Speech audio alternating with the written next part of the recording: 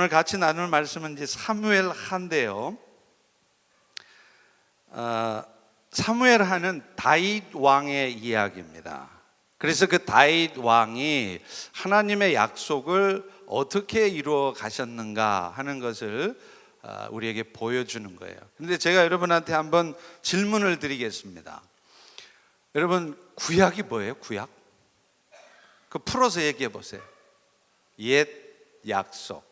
그러면 신약은 뭐죠? 새 약속, 새 언약. 그렇죠? 그러면 성경이 약속의 책 아닙니까? 옛 약속, 새 약속. 그러면 그 성경의 약속은 도대체 뭐예요? 많은 성도님들이 이 질문을 던지면 의외로 대답을 잘 못하십니다. 어렴풋하게 하나님이 예수 그리스도의 십자가의 죽으심을 통해 우리를 구원하시고 하나님 백성, 하나님 자녀 삼으시겠다, 이런 약속 아닙니까? 맞죠? 근데 여러분이 신앙생활을 10년, 20년 정도 하셨으면 적어도 이런 질문에 대해서는 성경의 말씀에 근거해서 정확하게 대답하실 수 있으셔야 합니다. 성경의 약속은 뭐냐면, 따라서 한번 해보겠습니다. 너희가 내 백성 되게 함으로 내가 너희의 하나님 되겠다. 이게 약속이에요. 근데 옛 약속은, 이것이 왜 옛 약속이 되느냐 하면, 그 일을 제사장의 속죄 제사를 통해서 이루시겠다는 것이고, 그것이 좀 더 업그레이드된 더 좋은 언약, 새 약속이라고 말하는 이유는 해년마다 같이 반복해서 드려야 되는 그 제사가 아니라 무죄하신 하나님의 아들 예수 그리스도께서 한 번의 제사로 영원한 속죄 효과를 이루는 그 제사로 말미암아 그 예수를 믿는 믿음으로 그 일을 이루시겠다는 거예요. 제사 드리는 게 편해요? 믿음으로 이루는 게 편해요? 그래서 새 약속이 좀 더 업그레이드된 더 좋은 언약, 새 약속인 것입니다. 그래서 성경은 약속의 책이에요. 이것이 그 약속이 어떻게 구체화되고 어떻게 실현되어졌는가가 창세기부터 요한계시록까지 쭉 나옵니다. 사무엘 상하도 마찬가지입니다. 소위 말하는 다윗 언약이 바로 그거예요. 이 약속을 다윗이 어떻게 이루어갔는가 하는 것을 우리에게 보여주는 책이 사무엘 상하입니다. 자, 그런데요, 아까 말씀드린 것처럼 하나님은 이 약속을 이루시기 위해서 오늘도 이 인류 역사를 이끌어 가신다, 이 말이에요. 트럼프 대통령이 아무리 정치를 잘해도 그 트럼프 대통령에 의해서 이 인류 역사가 좌지우지 되는 게 아니라, 트럼프는 트럼프나 치고 앉아 있어도 하나님께서 인류의 역사를 당신의 뜻 가운데 이 약속을 이루시고자 이루어 가신다는 겁니다. 우리의 시각, 우리의 믿음이 세워진다는 것은 이 시각으로 세상을 보고 하나님을 본다는 게, 그게 바로 오늘 설교의 제목 Heavenly Point of View라는 겁니다. 그런데 안타깝게도 오늘날 우리 많은 성도들은 이 Heavenly Point of View로 세상을 보고 사람을 보는 게 아니라 여전히 Worldly Point of View로 보니까 다 못 믿을 것 같고 다 불만스럽고 하는 짓마다 걱정스러운 거예요. 여러분, 이 말씀을 통하여서, 이 산상투련을 통해서 여러분의 세상 보는 시각, 사람 보는 시각 바뀌시기를 축원합니다. 그래서 Heavenly Point of View로 보세요. 그러면 인생 사는 게 진짜 쉬워집니다. 예수님이 분명히 말했잖아요. 누구든지 나를 따라오너라. 그러면 내가 너희를 쉬게 하리라. 내 짐은 쉽고 가벼우니. 왜 쉽고 가볍다 그래요? 실제로 예수님한테 가면 여러분 인생의 짐이 다 덜어집니까? 병이 곧바로 낫습니까? 비즈니스가 곧바로 좋아집니까? 아닐걸요? 여전히 병은 안 낫기도 하고 여전히 비즈니스에 어려움이 있어요. 그래도 예수님 뭐라 그러냐? 쉽고 가볍대요. 그 비결이 뭔지 아세요? Heavenly Point of View로 보면 그 짐이 더 이상 짐으로 느껴지질 않습니다. 쉽고 가벼운 거예요. 우리 따라서 한번 해보겠습니다. Christian life Simple life. 제가 계속 얘기했잖아요. 너무 시리어스하게 인생 살지 마세요. 너무 시리어스하게 신앙생활 하지 마세요. 그거 별로 좋은 거 아니에요. Too serious. I'm not that serious. 이렇게 사셔야 된다. 왜 심각해지지 않을 수 있는 줄 아세요? 하나님께서 일하시는 것을 믿고 heavenly point of view로 사람을 보고 상황을 보고 나를 보니까, 그러니까 세상이 가벼운 거예요. 신앙생활이 쉬워지는 거예요. 부담스럽지 않은 거예요. 겁나는 게 없는 거예요. 늘 기쁜 거예요. 뭔가 소망이 있는 거예요. 항상 마음에 평강이 누려지는 거예요. 그래서 저처럼 잘생겨지게 되는 거예요. 할렐루야. 많은 분들이 저를 보시더니 진짜 잘생겼나 봅시다 하고 이렇게 가까이 보시더라고요. 보더니 다 하시는 말씀이 진짜 잘생겼네. 진짜 제가 잘생겨서가 아니라 heavenly point of view로 세상을 보니까, 사람들을 보니까, 나를 보니까 겁날 게 없는 거예요. 속상할 게 없는 거예요. 그 은혜가 여러분에게도 임하시기를 축원합니다. 오늘 이야기가 바로 그 얘기예요. 자, 오늘 얘기가 뭘로 시작이 합니까? 잘 아시다시피 사무엘상에서 제일 뒷부분에 사울왕이 죽죠. 사울왕이 어떻게 죽었어요? 인류 최초의 자살. 성경에 기록된 블레셋 병사가 우연히 쏜 화살에 중상을 입고, 그 화살 맞아 블레셋 사람한테 화살 맞아 죽었다 소리는 듣기 싫어서 죽을 때까지 자존심 세우느라고 자기 칼을 뽑아서 스스로 자결했잖아요, 사울왕이. 자, 그래서 죽어 있는데, 근데 다윗이 그 사울왕 죽었다는 소식을 듣습니다. 누구한테 듣느냐면 아말렉 청년한테 들어요. 그런데 이 아말렉 청년이 헐레벌떡 뛰어와가지고 죽은 이시여, 다윗이시여 그러면서 사울왕이 죽었습니다. 그러니까 다윗이 사울이 죽었다고? 어떻게 죽었는데? 그러니까 그 아말렉 청년이 제가 죽였습니다. 거짓말하는 거예요. 왜요? 자기가 사울왕 죽였다 그러면 다윗이가 자기 철천지 왼수를 이 청년이 죽어준 줄로 알고 고마워할 줄 알고 상 줄 줄 알고, 그래서 자기가 죽였다는 거예요. 그게 아니었잖아요. 그런데 어떤 일이 벌어집니까? 그 다윗이 사울왕 죽었다는 소리를 듣고 1장 11절에 보면 이에 다윗이 자기 옷을 잡아 찢음에 함께 있는 모든 사람도 그리하고, 12절 사울과 그의 아들 요나단과 여호와의 백성과 이스라엘 족속이 칼의 죽음으로 말미암아 저녁 때까지 슬퍼하며 울며 금식하니라. 자기 첼천지 왼수 아니에요. 그렇게 사울왕이 다윗 괴롭게 했잖아요. 그 왼수 같은 인간이 죽었대는데 잔치를 벌려야 되죠. 기뻐 날뛰어야죠. 그런데 다윗은 그 순간에 슬펐대요. 이만저만 슬픈 게 아니라 금식 기도까지 하면서 슬펐대요. 이게 도대체 어떻게 된 일입니까? 그리고 사울왕 죽였다고 거짓 고한 그 아말렉 청년한테는 상을 주는 게 아니라 그 청년을 죽입니다. 네가 감히 여호와의 기름 부음 받은 자를 네가 감히 죽어? 네 피가 너에게로 돌아갈 것이다 하면서 그 청년을 죽이는 거예요. 오늘 이 사건은 우리에게 중요한 사실을 알려줍니다. 오늘 우리가 세상을 살아가면서 어떤 시각으로 인생을 살아야 되는지, 어떤 눈으로 사람을 보고, 어떤 눈으로 나를 보고, 어떤 눈으로 여러분 인생 앞에 벌어진 상황을 봐야 되는지를 정확하게 얘기하는 거예요. 그런데 여러분, 다윗이 자기 철천지 왼수 죽여준 일을 기뻐하고 감사할 일이 아니라 하나님 앞에 슬퍼하며 금식해야 될 일로 알았던 이유가 뭔지 아세요?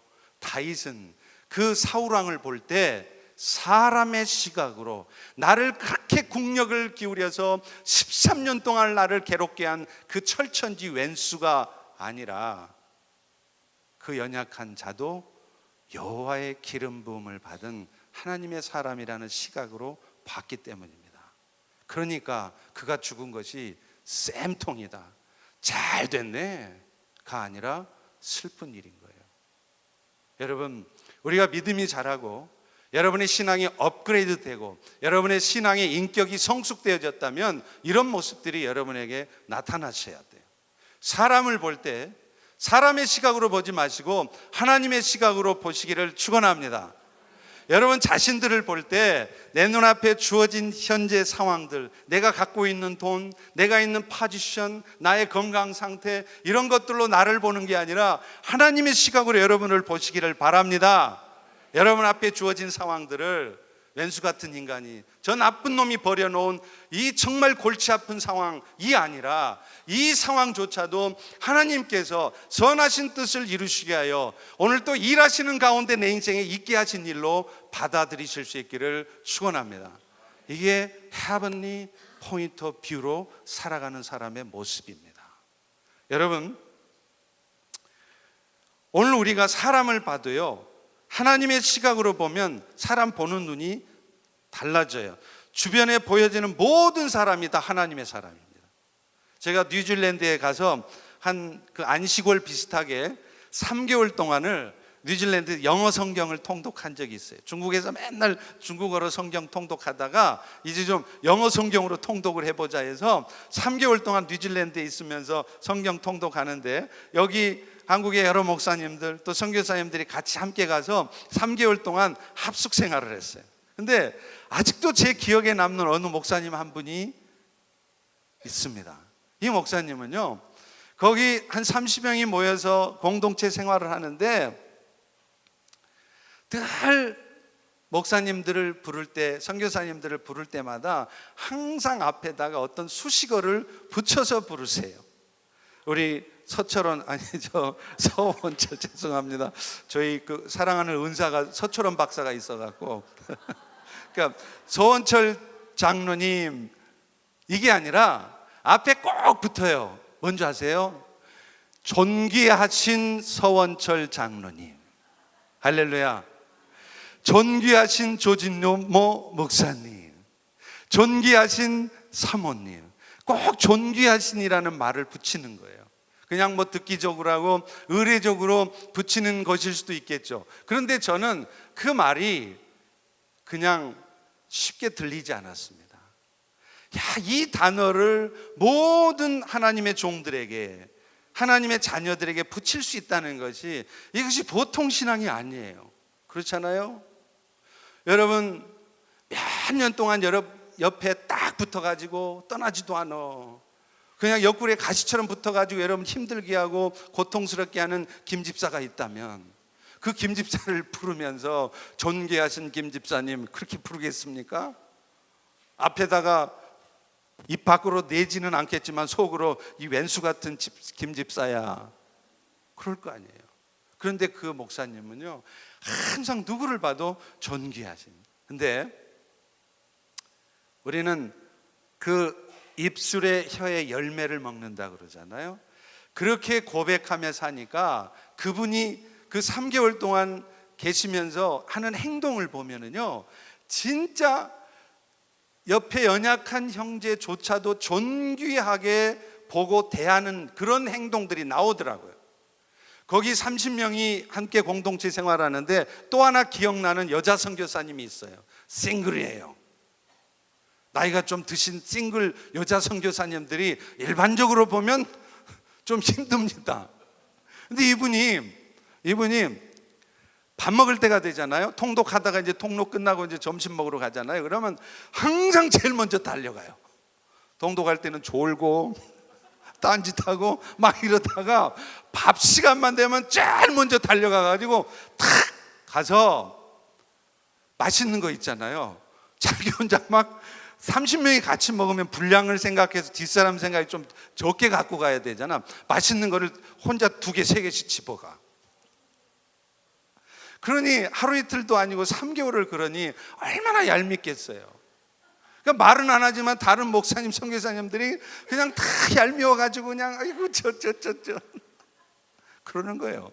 그런데 그 목사님, 존귀하신 무슨 선교사님 하면서 그분을 대하는데, 우리 같으면 그냥 대충 그냥 뭐 알아서 다 챙겨 먹겠지 뭐 하는데 꼭 챙겨주고요. 그렇게 하시더라고요. 왜 그럴까요? 그분은 사람을 볼 때 사람의 겉모습까지 액면가대로 보는 게 아니라 그분의 상종가, 상한가로 치고 들어가는 거예요. 그러니 사람을 봐도 하나님의 시각으로 보니까 조금 어설퍼도, 조금 실수해도, 조금 속상하는 짓 해도 그게 아주 왼수고 못된 인간이고가 아니라 존귀한 자인 겁니다. 여러분, 로마서 14장에 보면 하나님께서 우리 성도들이 서로가 서로를 어떻게 봐야 되는지를 설명하는 말씀이 나오는데, 그때 그 이슈가 된 게 뭐냐면 시장에 나와 있는 고기, 근데 그 고기들이 대부분 이 이방 세계에서는 이방 신에게 제사를 드리고 남은 고기를 아까우니까 팔려고 내놓은 거예요. 그러니까 우리 그리스도인들이 분명히 이방 신의 제사를 드렸을 법한 그 고기인데, 그런 고기를 우리 그리스도인들이 먹어도 되느냐 마느냐, 이거 가지고 싸우는 거예요. 그럴 때 바울이 이 문제를 가지고 이렇게 말을 합니다. 로마서 14장 3절에 보면 먹지 않는 자는 먹는 자를 비판하지 말라. 이는 하나님이 그를 받으셨습니다. 그 이방신의 우상으로 드려진 그 고기를 먹느냐 마느냐, 그게 심각하게 중요한 게 아니라는 거예요. 중요한 것은 뭐냐? 그가 자기의 믿음의 결단으로 먹는다면 그 고기를 먹는 사람을 믿음 없다고, 하나님 믿는 사람이 어떻게 이방신에 바쳐진 그 재물을 먹을 수 있느냐고 비판하지 말라는 거예요. 바울이 얘기하는 것은 무엇을 말하는 것이겠습니까? 내 기준을 가지고 자꾸 틀렸다고만 하면 하나님이 안 기뻐하신다는 거예요. 물론 우리 문제들은 성경에서 언급하고 있는, 이건 분명히 죄다, 해서는 안 된다라고 언급한 문제들이 있고, 술이나 담배처럼 언급되지 않는 문제가 있습니다. 성경에 하지 말라고 구체적으로 정확하게 언급된 것을 디아포라라고 그래요. 그런데 성경에 언급되지 않은 문제, 담배 피우라 피지 말라 있어요? 이런 문제를 아디아포라의 문제라고 그래요. 그러면 이 디아포라의 문제는 성경을 따르면 되는데 아디아포라의 문제는 어떻게 해야 됩니까? 성경 전체의 원리를 따라 우리는 결정해야 되는 것입니다. 그런데 이때 우리가 놓치지 말아야 될 것이 뭐냐? 내 기준을 가지고 자꾸 틀렸다고만 말하지 말라는 거예요. 그것이 성경이 분명히 금하고 있는 것이라면 그것은 100번 틀렸다고 말해야 되고 해서는 안 되는 것입니다. 그러나 아디아포라의 문제에 대해서 너무 단언해서 말하지 말아야 된다는 거예요. 그리고 그런 연약함이 있는 지체를 보면서 로마서 14장 4절에는 이렇게 말합니다. 남의 하인을 비판하는 너는 누구냐? 그가 서 있는 것이나 넘어지는 것이 자기 주인에게 있음에 그가 세움을 받으리니 이는 그를 세우시는 권능이 주께 있음이라. 그러니까 어느 하인이 섰고 넘어지고 그거 따지는 거는 누가 할 일이냐면 그 하인의 주인이 할 일이라는 거예요. 하나님의 사람들이 섰고 자빠지고 넘어지고 이거 따질 일은 우리가 할 일이 아니라 누가 해야 된다고요? 주께서 해야 되는 일이라는 거예요. 그 넘어진 자를 세우는 권능이 주께 있으니 남의 하인을 비판하는 너는 누구냐? 그렇다면 성도의 잘못을 그냥 무조건 하고 넘어가야 되느냐? 그건 아니겠죠. 그의 영혼을 위하여서 그가 올바른 길을 갈 수 있도록 그의 잘못을 지적해주고 때로는 책망해주고 그런 과정도 필요할 것입니다. 그런데 그 과정 속에서 우리가 놓치지 말아야 될 마음, 함부로 남을 비판하고 판단하고 정죄하지 말라는 거예요. 그런데 우리는 타고나기를 그걸 너무 잘해요. 날 때부터 부모가 안 가르쳐줘도 사람들이 생리적으로 잘하는 게 뭔지 아세요? 시시비비 가리는 거. 시비를 건다 그러잖아요. 그게 시시비비를 가린다는 거예요. 왜 우리가 날 때부터 시시비비 가리는 일을 좋아하는 줄 아세요? 첫사람 아담 형님께서 선악과를 드셔서 그래요. 선악과를 따먹은 독이 아직도 우리 가운데 있어서 누가 안 가르쳐도 제일 먼저 하는 게 뭐냐면 시시비비, 요거 가리는데 너무 신경 쓴다는 거예요. 그거 하지 말라는 얘기 아니에요. 비에 가 있다면 그가 시가 무엇인지를 가르쳐주고 그로 하여금 비에서 시로 옮길 수 있도록 노력하고 붙들어줘야 되고, 맞습니다. 그런데 우리는 일하다가 그게 마치 내가 하는 것인 양, 내가 어떤 결정권이 있는 것이냐, 또 내가 해야만 그가 비에서 시로 옮기는 것이냐 착각할 수 있다는 거예요. 그 일을 하되 그 일은 우리가 하는 일이 아닙니다. 누가 하라고요? 주께서 하시는 일이에요. 그 하인의 섰고 넘어짐이 그 주인에게 달렸거늘. 하박국서에 보면 하박국 선지자가 하나님한테 막 하소연을 해요. 하박국 1장 4절에 보면 여호와여, 율법이 이렇게 해이게 되고 하나님의 공의가 무너져 있는데 하나님은 도대체 뭐 하십니까? 하늘을 가르시고 이 땅에 오셔서 저 율법을 해이하게 만들고 있는 저 패역한 백성을 벌하셔야 되지 않습니까? 그렇게 하나님한테 따질 때 하나님이 하박국 1장 6절에 뭐라 그러는지 아세요? 하박국아, 너는 가만히 있어라. 내가 그 일을 위하여 갈대아 사람들을 준비해 놓았노라. 그래서 하나님이 그 율법이 해이해진 그 이스라엘 백성들을, 패역한 이스라엘 백성들을 다스리도록 바벨론을 통하여서 남유다를 멸망시키잖아요. 그런데 하나님은요, 그 남유다를 멸망시켰던 바벨론을 또 가만두지 않아요. 또 다른 악인 페르시아를 통해서 바벨론을 다스립니다. 그래서 바울이 또 사무엘이 고백하는 것처럼 악은 악에서 나는도다. 의인들이 악인을 손대는 걸 하나님이 별로 기뻐하지 않으십니다. 의인은 의인의 자리를 보존하고 의인의 모습으로 살아가는 걸 하나님이 더 기뻐하시지, 자꾸 의인된 자가 악인을 만지는 것을 별로 좋아하지 않으세요. 하나님의 세상 다스림의 방법은요, 그 악인을 다스릴 때 또 다른 악인을 사용하세요. 사기를 쳐먹잖아요. 그 사기꾼 내가 손 안 봐줘도 하나님이 더 센 사기꾼을 통해서 사기 당하게 만드십니다. 그게 하나님이 일하시는 원리예요. 그러니까 우리는 다른 연약한 지체를 볼 때도 자꾸 내가 손 봐주려고 그러지 말라. 로마서 12장 말씀이 듣기적으로 하고 폼으로 있는 말씀이 아니에요. 원수 갚는 것은 내게 있으니 내가 갚으리라. 사랑하는 성도 여러분, 아무리 연약한 지체를 봐도 그 지체 안에서 하나님의 얼굴을 보실 수 있기를 축원합니다. 그래서 아무리 연약해 보여도 그 형제도 하나님께서 나를 받으심 같이 저 연약한 형제도, 지금은 연약하지만 그도 그리스도의 피로 구원받고 하나님께서 받으신 형제라는 사실을, 존귀한 자라는 사실을 먼저 기억하시기를 축원합니다. 그러면 주변의 연약한 지체들을 상대하는 우리 마음가짐이 달라져요. 우리의 말투가 달라지고 우리의 표정이 더 부드러워지게 됩니다. 그럴 때 하나님께서 역사하시는 것입니다. Heavenly Point of View로 세상을 보고 사람을 본다는 것이 이렇게 보는 거예요. 그러니까 다윗도 사울왕 죽었다는 소리를 듣고 쌤통이다, 아이고 알턴니가 빠졌네가 아니라 슬퍼하며 금식하지 않습니까? 하나님의 시각으로 보니까 말이죠. 로마서 14장 18절도 이렇게 말합니다. 이로써 그리스도를 섬기는 자들은 하나님을 기쁘시게 하며 사람에게도 칭찬을 받는다. 그게 어떻게 하는 일이에요? 화평의 일과 서로 덕 세우는 일에 힘쓰시는 거예요. 서로 어떻게 하면 화평을 도모할까? 그래서 저 연약한 지체 가운데도 우리 주께서 어떻게 임하게 하실까? 그거 신경 쓰라는 거예요.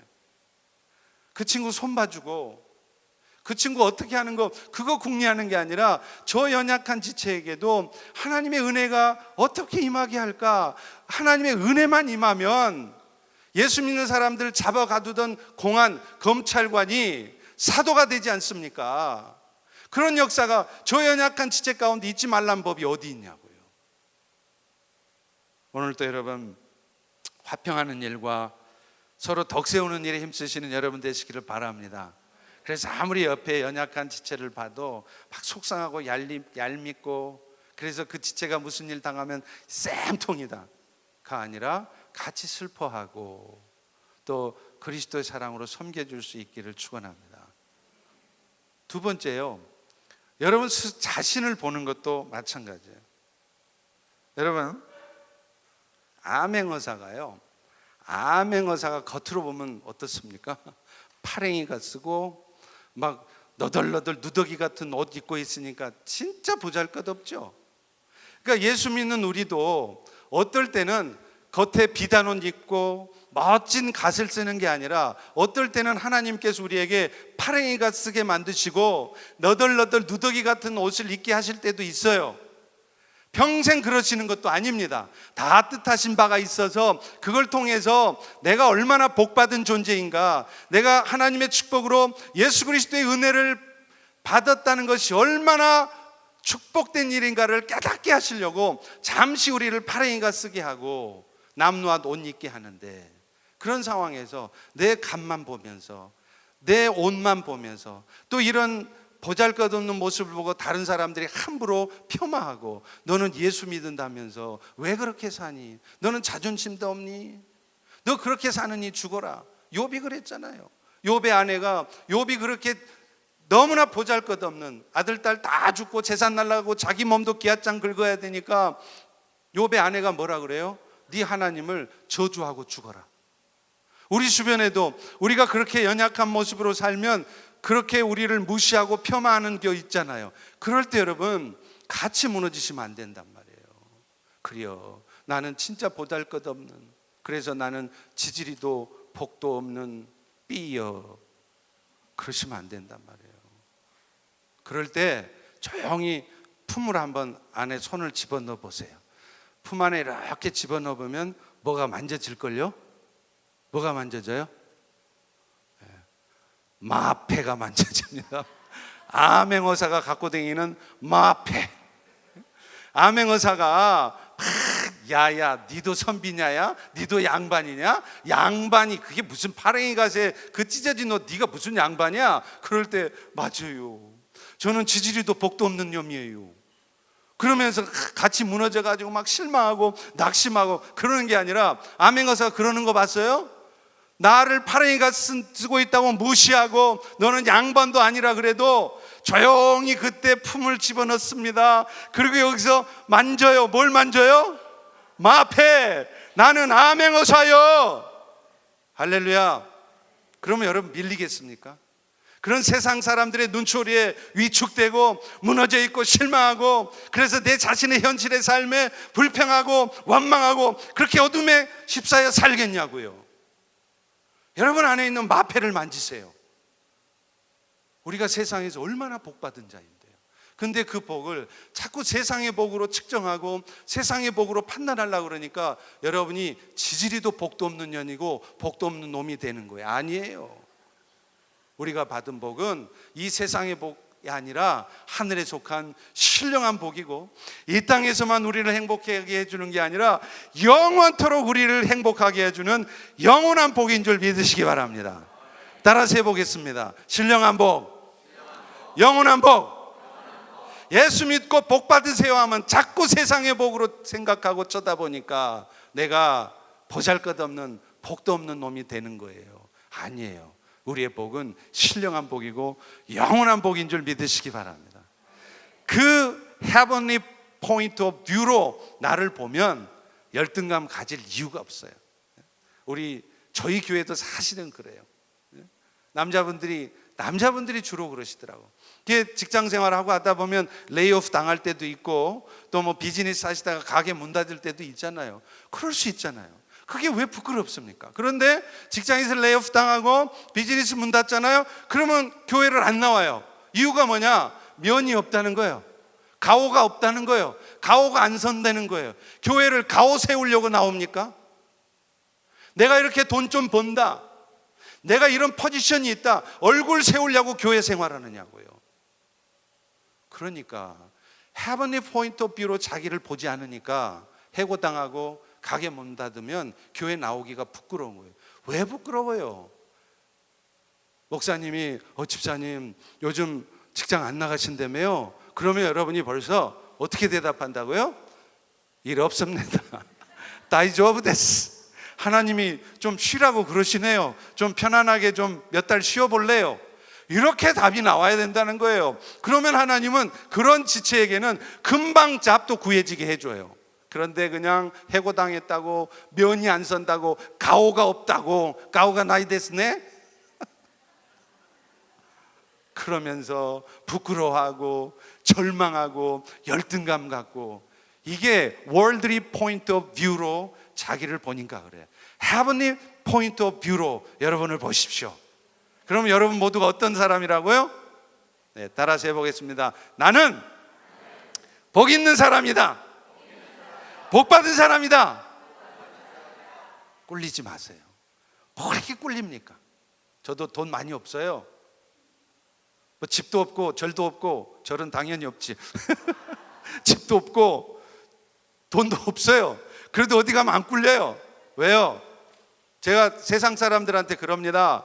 아이고 김 선생님 어떻게 돈 좀 있어요? 그럼 모르셨어요? 우리 아버지가 엄청 부자입니다. 슈퍼 리치. 그러면 사람들이 깜짝 놀래요. 그러세요? 무슨 뭐 삼성가 무슨 뭐 LG가 아니요. 하늘에 계신 하나님이 우리 아버지입니다. 고린도전서 3장 20절에 분명히 말하고 있어요. 만물이 다 네 것임이라. 저는 그런 감각으로 살아요. 그러니까 꿀리지 않습니다. 하나님이 필요하시면 세상 모든 만물을 저에게 가져다 주실 줄로 믿습니다. 그 믿음과 감각으로 살면 돈 없다고 기죽고, 레이오프 당했다고 창피하게 생각하고 그러지 않는다는 거예요. 내가 복받은 자인데. 안타깝게 삼성의 이건희 회장님, 이재용 회장, 그분들 수천조더라고요, 재산이. 그래 봐야 그 양반들 지옥 갑니다. 근데 여러분들 수천조가 아니라 단돈 만불도 없어도 지금 여러분 다 그리스도의 은혜로 천국 가지 않습니까? 할렐루야. 그러면 여러분 형편이 지금 이재용 삼성 회장보다 더 나은 거예요. 근데 무슨 그런 슈퍼 리치들의 그 겉모습 보면서 기죽냐 이 말이에요. 우리 그리스도인들이 왜 그렇게 살아요? 왜 열등감을 가지고 삽니까? 미칠 일 없어요. 기죽을 일 없습니다. Heavenly point of view로 여러분을 보시기를 주의 이름으로 축원합니다. 제가 전주에 가서 한정식 집에 가서 밥을 먹는데요, 전주 한정식 알죠? 한 상 기가 막히게 나와요. 그러면 그 보통 한 상이 반찬이 한 33가지씩 나옵니다. 상이 막 있다만한데 거기 각종 반찬이 쫙 있어요. 그렇게 한 상을 거하게 받았는데 옆방에 보니까 옆방 사람도 한 상을 거하게 받았어. 그런데 그 옆방에는 주인이 계란찜을 서비스로 하나 줬네. 근데 우리 방에는 서비스로 계란찜이 안 나와. 그러니까 주인장을 불러가지고, 주인장! 일로 와봐. 그게 갔더니, 여보, 저 방에는 왜 계란찜 서비스 주고 우리 방에는 왜 계란찜 안 줘? 그렇게 따지고 있으면 그게 얼마나 속 좁은 인간이에요. 이미 한 상 다 받아놓고 뭐가 부족하다고 그 옆방에 계란찜 받은 거 안 받았다고 속상해하고 그것도 챙기려고 그러고. 여러분이 이 하늘에 속한 신령한 복, 영원한 복을 받았으면서도 세상 살면서까지 BMW 타고 다녀야 되고 멋진 집에서 살아야 되고, 그렇게 인생을 살고 있다면 그게 전주 한정식 집에서 한 상 크게 받아놓고 계란찜 안 준다고, 서비스로 안 내준다고 따지고 불평하고 원망하는 거하고 똑같은 거예요. 여러분, 우리 모두는 한정식 집에서 한 상 받은 존재인 줄 믿으시기 바랍니다. 한 상 다 받아놓고 이 땅 살면서도 그냥 이것저것 다 챙겨서 멋지게 폼나게 행복하게 살려고 그랬어요.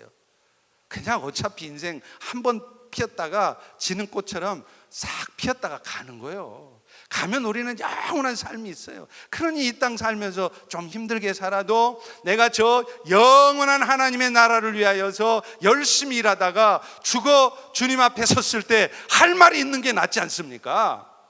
주님 앞에 섰을 때 주님이 난 너를 위하여 내 생명 드렸건만 넌 뭐하다 왔니? 그러면 네, 저요, 저 우리 자식들 교육시키더라고요. 미국 70년대부터 이민 와가지고요, 죽으라고 우리 아이들 막 잘 가르치다가 그러다가 왔습니다. 근데 나를 위해서는 뭐 했니? 그러면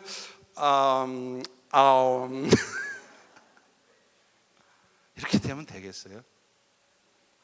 내가 주를 위해서 열심히 살다가 남들 행복하게 뽐나게 살 때 나는 힘들게 어렵게 살았지만 나 때문에 누구의 영혼이 구원받았고 나 때문에 누가 예수 그리스도의 복음을 알게 되고 이래 살다 왔습니다. 주님, 이렇게 할 말이 있으셔야 되지 않겠습니까? 세상 복 보고 슬퍼하고 열등감에 사로잡혀 살지 마시고 이번 산상수련회를 통해서 하나님이 여러분을 부르신 그 하나님의 목적을 발견하시고 그 목적을 따라 살되 나는 이미 복받은 자라는 그런 heavenly point of view로 살아가시는 여러분 되시기를 축원합니다. 어떤 상황이 와도 마찬가지예요. 아까 오전에 얘기했잖아요. 사무엘상 16장에 사무엘이가 다윗에게 기름을 붓습니다. 이스라엘 왕 시켜주겠다고. 다윗도 아버지 이새도 사무엘도 야야야야 이제 다윗이 기름 부음 받았으니 1년 지나면 너 피겠다야. 네 인생 아주 피겠네. 이스라엘 왕 되니까. 그렇습니까? 그 뒤로부터 13년 동안 죽으라고 뺑뺑이 돌리잖아요. 사울왕한테 죽으라고 고생하고 생명이 왔다 갔다 하고. 얼마나 사울왕이 귀찮게 했으면 다윗이 세상에 어디로 도망가요? 적국의 땅, 적과의 동침, 블레셋 땅 아기스 왕한테 가서 자기 신분이 들통나니까 거기서 또 살겠다고 침을 질질 흘리면서 다리를 헉적거리면서 미친 척하고. 그럴 때 여러분 다윗의 마음이 어떻겠어요? 내가 이래도 이스라엘의 왕이야? 아니 이스라엘 왕 될 거라고 기름을 붓지를 말든지 내가 너를 통하여서 엄청난 하나님의 일을 하겠다고 잔뜩 비전을 주시더니 그 이후부터는 그 비전을 이루기 위해서 필요한 것들을 주시기는커녕 있는 것마저 다 뺏어가 가지고 침을 흘리면서 어기적거리는 이 자존심 상하는 행동을 하고 있을 때 다윗의 마음이 얼마나 억장이 무너지겠냐고요. 그런데 하나님이 그렇게 하시는 거예요. 왜요? 그로하여금 이스라엘 백성들의 영혼을 살리는 진정한 성군이 되게 하시려고 하나님이 그렇게 하신 거 아닙니까? 그래서 빽뺑이 코스가 뭐였어요? 아까 얘기했잖아요. 골리앗 만나는 거예요. 챔피언 네임드 골리앗. 챔피언을 만나면 사람들은 첫 번째 마음이 두려운 마음이 생겨요. 저 인간이 나를 공격하면 나 어떻게 되나. 그런데 다윗은요 두려워하지 않습니다. 왜요? 창세기 12장 3절의 말씀을 기억하거든요. 하나님이 아브라함에게 하셨던 축복의 약속, 내가 너를 복을 주어서 너로 하여금 큰 민족을 이루게 할 것이다. 창세기 12장 3절로 넘어가면 또 하나 복이 있습니다. 뭐예요? 내가 너를 통하여 모든 열방이 복을 얻게 할 것이라. 그런데 그 일이 이루어지도록 조건을 하나 달아줘요. 뭐죠? 12장 3절 전반부에 너를 누군가가 축복하면 나도 그를 축복할 것이고 너를 누군가가 저주하면 나 여호와가 그를 저주하리라. 할렐루야. 이런 걸 뭐라고요? 공수동맹이라고 그래요. 한국과 미국이 공수동맹이 돼 있잖아요. 그래서 북한이 남한을 전쟁을 시작하면 미국은 자동 개입입니다. 한국에서 미국이요 빨리 도와서 동맹국 도와주세요 요청 안 해도 자동방으로 전쟁에 개입하게 돼요. 왜요? 한미동맹이 공수동맹이기 때문에 그래요. 하나님과 우리가 공수동맹이 체결되어 있어요. 그러니까 사탄이가 누군가 여러분을 괴롭고 힘들게 하면 여러분이 원수 갚으려고 안 해도 누가 갚아주신다고요? 하나님이 갚아주시는 거예요. 그러니 다윗은 그 챔피언 네임드 골리앗 같은 인간이 내 인생의 대적자로 나타나도 겁을 안 먹는 겁니다. 와라 하나님이 나와 함께 하신다. 히브리서 13장 6절에 Keep on loving, 사랑을 계속하라. 그러면서 그 사랑하려고 할 때 사람이 너를 두렵게 할지라도 사람을 두려워할지 말지니 여호와께서 너와 함께 하실 것입니다. 하나님이 나와 함께 하는데 내가 왜 사람을 두려워하냐는 거예요. 또 어떤 사람은 부러워하는 마음도 있겠죠. 그런데 다윗은 뭐라 그래요? 그 챔피언을 보고 이 할례 받지 못한 불쌍한 인간아, 이렇게 정리하고 있단 말이에요. 삼성가의 재벌을 보면서 나는 언제나 저런 재벌 대보나 언제나 저런 돈 만져보나 부러워할 게 아니라 너는 할례 받지 못한, 구원받지 못한 불쌍한 인간이야. 이렇게 그들이 보여져야 되는 거예요. 그런데 우리는 맨날 옆집에 예수는 안 믿어서 구원은 못 받았지만 남편이 비즈니스 잘 돼가 돈 벌어가 떵떵거리고 맨날 휴가 떠나는 그런 옆집 아저씨를 부러워한단 말이에요. 이래가지고 어떻게 우리가 세상을 상대하겠습니까?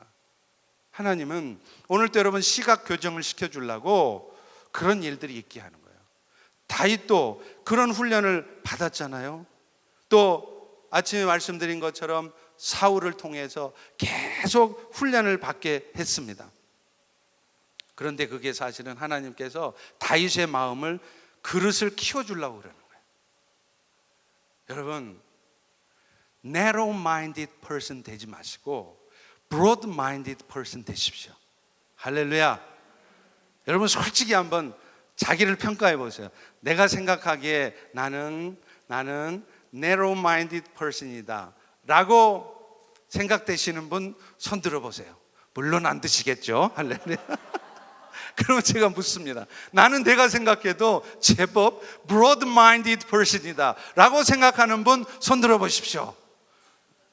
네, 할렐루야. 네, 여러분 사람들 앞에서는 부끄럽지만 정말 하나님 앞에서는 하나님, 나는 정말 broad-minded person으로 살고 싶고 그렇게 살아왔습니다라고 자신 있게 말할 수 있기를 소망합니다.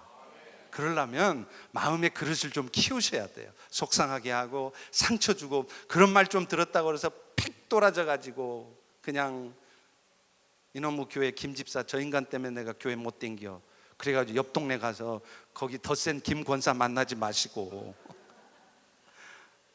그 까다로운 김집사 만난 게 하나님이 나를 이 broad-minded person 만들어 주려고 하신 줄로 알고 그냥 품어보세요. 여러분 내 마음이 커지는 방법이 있어요. 뭔지 아세요? 자폭하는 거예요. 아이시스 그 친구들이 이 다이너마이트나 이런 거 메고 자폭하잖아요. 그냥 딱 그 인간 끌어안고 자폭해버리세요. 네 죽고 나 죽자, 네 캉 내 캉 죽자 하고 죽어버리세요. 그냥 사탄이가 영적 전투에서 불화살을 막 쏘잖아요. 공격하잖아요. 그 불화살이 내 안에 있는 예수를 죽이는 법이 없습니다. 그 불화살이 내 심장에 꼽히면 내 안에 있는 예수를 죽이는 게 아니라 내 안에 있는 옛사람을 죽이는 거예요. 할렐루야. 그러니까 시험 들어볼 일이에요. 귀찮게 하고 힘들게 하는 사람 피하려고만 하지 마시고 그 인간 상대하면서 여러분 옛사람을, 옛자아를 계속 죽여보세요. 그 화살이 여러분 옛사람을 계속 죽이면 어느 순간 내 옛사람은 사라지고 내 안에 예수만 나타나는 거예요. 할렐루야. 영적 전투에서 믿음의 방패라는 거 있잖아요. 우리는 믿음의 방패하면 철방패만 생각해요. 그래서 불화살을 막 안 맞으려고 다 막아내고, 근데 방패 중에는 진짜 좋은 방패가 있어요. 무슨 방패냐면 나무로 만든 방패, 집으로 만든 방패. 그 방패 특성은 뭐냐? 화살이 날라와도 그 화살 때문에 내가 죽지는 않아. 그런데 그 날라온 화살이 튕겨 나가버리는 게 아니라 그 방패에 딱 꼽혀가지고 전쟁 끝나면 다 내 거 됩니다. 할렐루야. 여러분 이 은혜를 경험해 보셨어요? 저는 경험해 본 사람이에요. 제 친구 목사님도 시골교회 목회하는데 경험해 봤어요. 간증이 있더라고요. 그 시골교회 짓는데 그 별로 크게도 짓지 않는데 그 어느 시골 과수원을 통과해야 되는데 그 과수원 주인이 그렇게 반대를 하는 거예요. 우리 과수들 망친다고, 공사 차량이 들어가야 되는데 못 가게 막 막고. 그럼 법적으로 하면 돼요. 법적으로 막을 수가 없어요. 그런데 이분은 법적으로 하지 않았습니다. 계속 찾아가서 아이고 어르신 상황이 이렇게 됐어요, 용서하세요. 나중에 그 어르신이 마음이 감동돼가지고 그분이 나중에 그 교회 가장 적극적인, 가장 든든한 후원자가 된 줄로 믿으시기 바랍니다. 불화살 날려오거든 피하려고만 하지 마시고 기꺼이 맞아보세요. 기꺼이 가슴을 내밀고 쏴라. 그러면 그 화살이 나중에 내 거 됩니다. 이걸 전리품이라 그래요. 전리품을 거두세요. 할렐루야.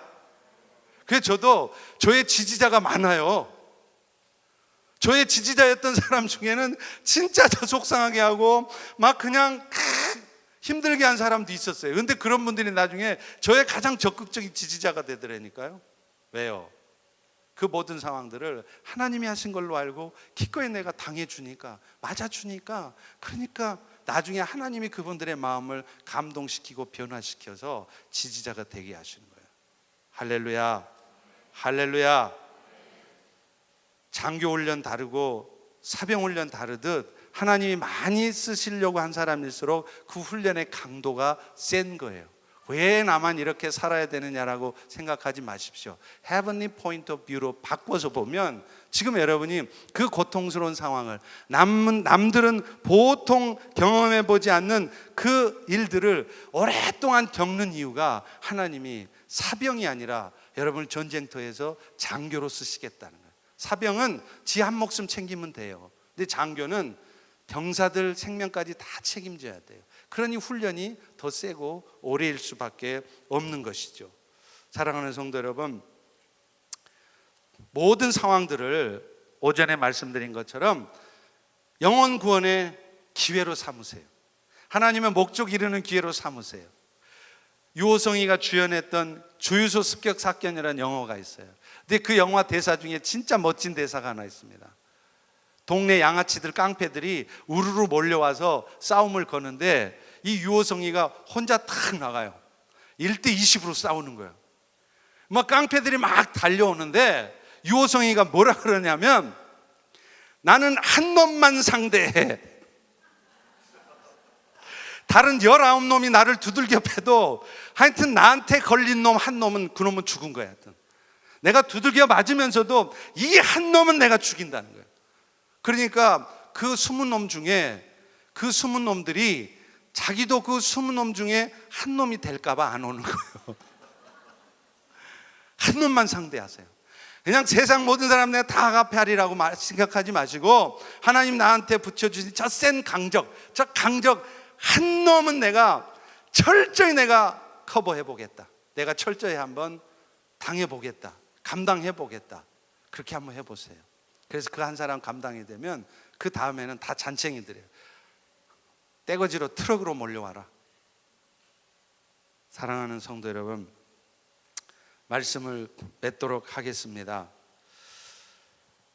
우리는 비행기에서 떨어지면 다 죽는 줄 알아요. 그죠? 비행기 떨어져서도 안 죽는 사람이 있어요. 어떤 사람이 안 죽을까요? 낙하산 맨 사람. 낙하산 메고 떨어지면 비행기에서 떨어져도 안 죽어요. 근데 우리는 맨날 뭐 인생의 위기가 오면, 어려운 상황 오면 비행기에서 떠밀려 가는 줄 알아. 나 죽었다 그런 줄 알아. 아니에요. 우리 등 뒤에는 누가 있다고요? 나의 등 뒤에서 낙하산. 낙하산이 우리를 딱 붙들고 있으니까 탁 메고 탁 내려오면서 온 세상을 와, beautiful. 세상 구경하면서 소프트 랜딩, 가볍게 착지하도록 우리 주님이 해주시잖아요. 한국의 아파트에서 베란다에서 떨어지면 추락사, 베란다에서 떨어졌다 그러면 다 죽는 줄 알죠? 베란다에서 떨어져도 사는 사람이 있어요. 어떤 사람일까요? 빨래줄에 걸린 사람 말고 또 있어요. 베란다에서 떨어져도 죽는 사람이 또 있어. 빨래줄 안 걸리고. 어떤 사람이냐면 1층 베란다에서 떨어진 사람.